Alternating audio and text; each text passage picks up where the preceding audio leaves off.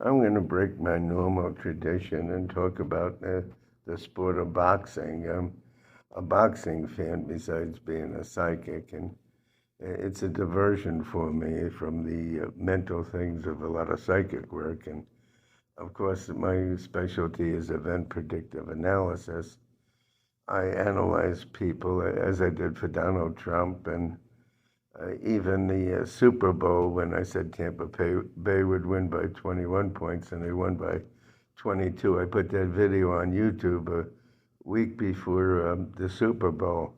But neither here nor there. My last Super Bowl prediction, the number was right and the team was wrong. But I should have gone along with the metaphysical stuff instead of, you know, what I thought, you know.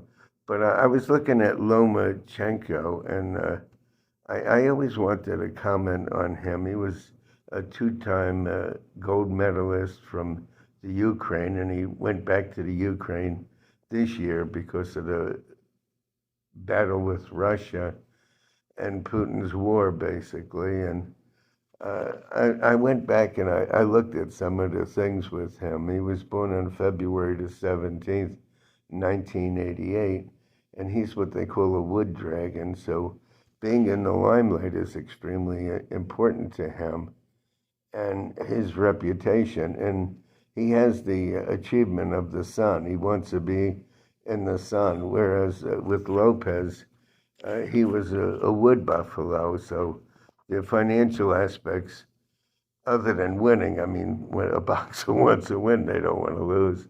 The financial aspects to Teofimo, besides winning, was the financial thing. It was extremely important to him because he thinks like a businessman. He's born the year of the buffalo and the wood buffalo, but in 2020, neither one of them was in a great cycle, but they were going into an Earth year, which is 2021, because the end of 2020 was the beginning of the Earth cycle, as I've explained in some of my previous videos, that at the end of a year, you start coming into the vibration next year, and wood controls Earth, so they had a little bit more control, but the problem that I saw with Lomachenko's a fight with Teo Lopez was, I remember his manager, Aegis,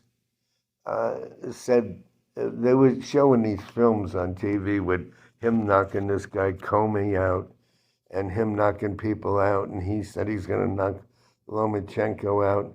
And I don't think Lomachenko ever had to view somebody from a commercial, seeing commercials on TV and stuff, before previously watching this monster knock people out.